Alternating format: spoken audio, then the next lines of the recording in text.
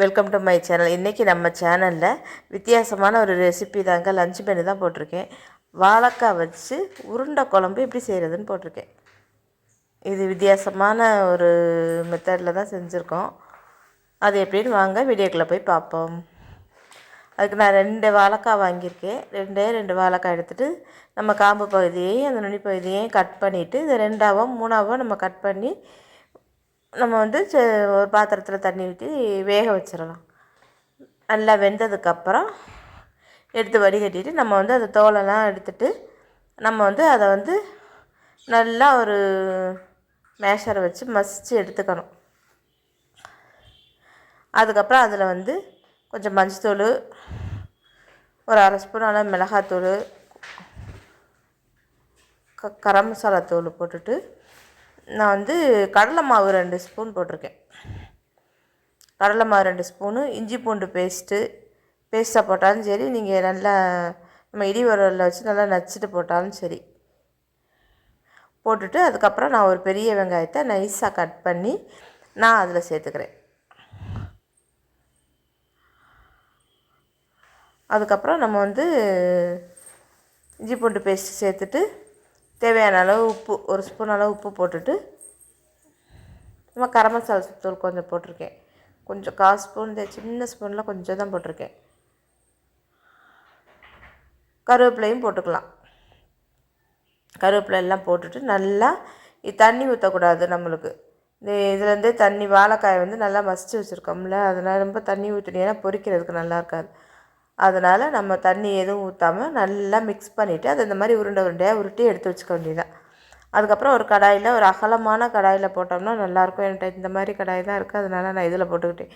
நீங்கள் ஃப்ளாட்டாக உள்ள கடாய் இருந்ததுன்னா அதில் போட்டு கொஞ்சமாக நம்ம எண்ணெய் ஊற்றி இதை வந்து போட்டு அது எவ்வளோ கொள்ளுமோ அந்த அளவுக்கு போட்டு நம்ம நல்லா பொரிச்சு எடுத்துக்கணும். ரொம்ப கிட்ட போட்டிங்கன்னா வேகாது. அதனால் கொஞ்சம் ஒரு 6 அல்லது 7 அந்த மாதிரி அளவில் போட்டு முழுகிற அளவுக்கு எண்ணெய் ஊற்றி நல்லா திருப்பி விட்டு நம்ம மீடியம் ஃப்ளேம்லேயே வச்சு நல்லா திருப்பி விட்டுட்டு நம்ம எடுத்துக்க வேண்டியதுதான்.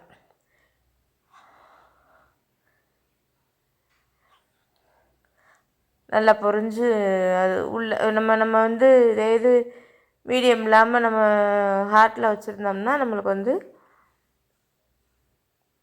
கரிஞ்சிரும் ஒரு வேளை. அதனால் நம்ம வந்து மீடியம்லேயே இல்லை லோ ஃப்ளேம்லேயே வச்சு நம்ம எடுத்து போட்டு எடுத்துக்க வேண்டியதுதான். இதை வந்து நம்ம வந்து பார்க்கவே நல்லா ஈவினிங் ஸ்நாக்ஸ் சாப்பிட்றதுக்கும் இது நல்லாயிருக்கும்.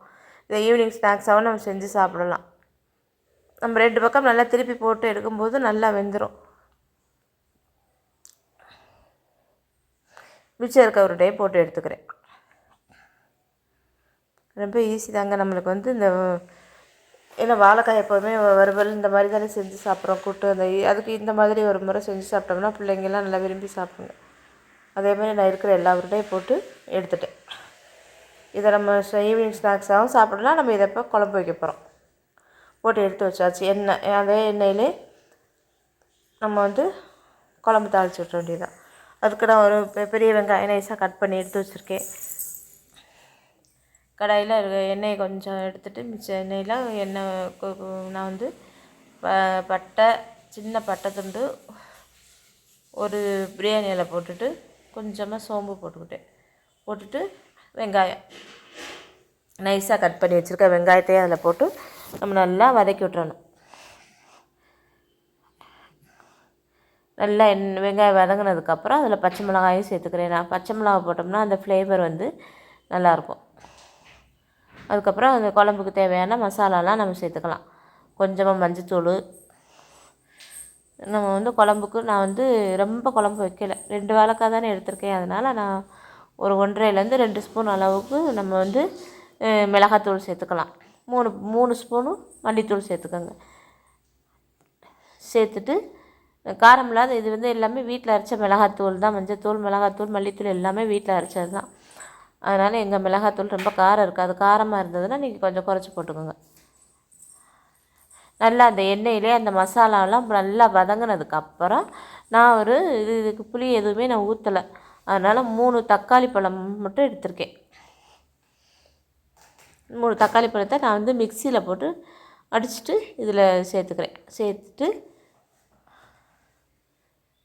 நல்லா அந்த எண்ணெயிலே அதையும் அந்த மசாலாவோட சேர்த்து நல்லா கிண்டி விட்டுட்டு நம்ம மிக்ஸி ஜாரை கழுவி தண்ணி சேர்த்துக்கிறேன்.